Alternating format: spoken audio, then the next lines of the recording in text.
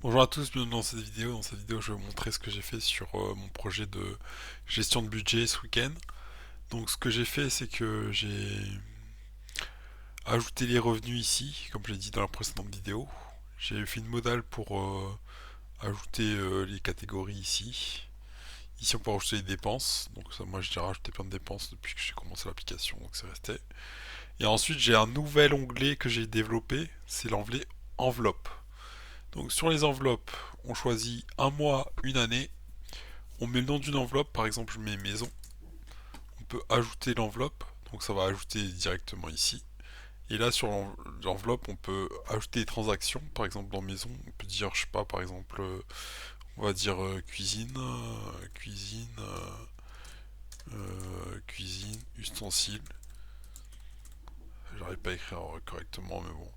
On met un montant, on va mettre 20 euros par exemple, on ajoute. Et là, dans cuisine, j'ai ajouté l'ustensile.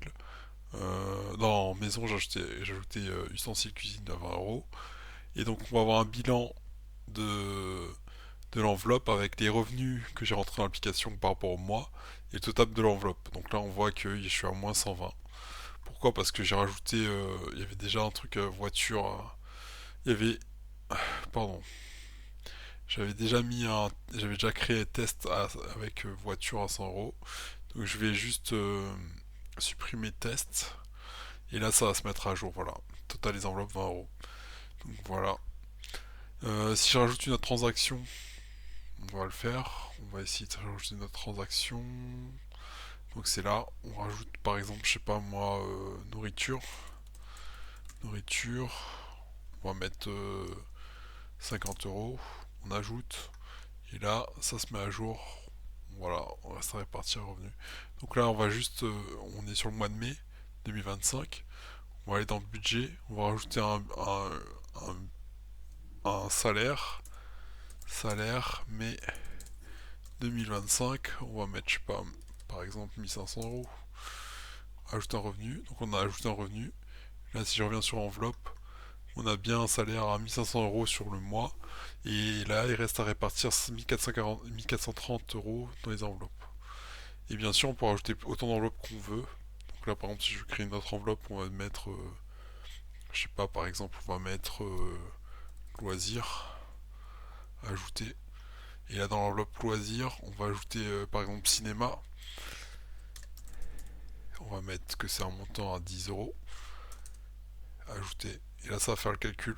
Donc, on a 70 plus 10, 80.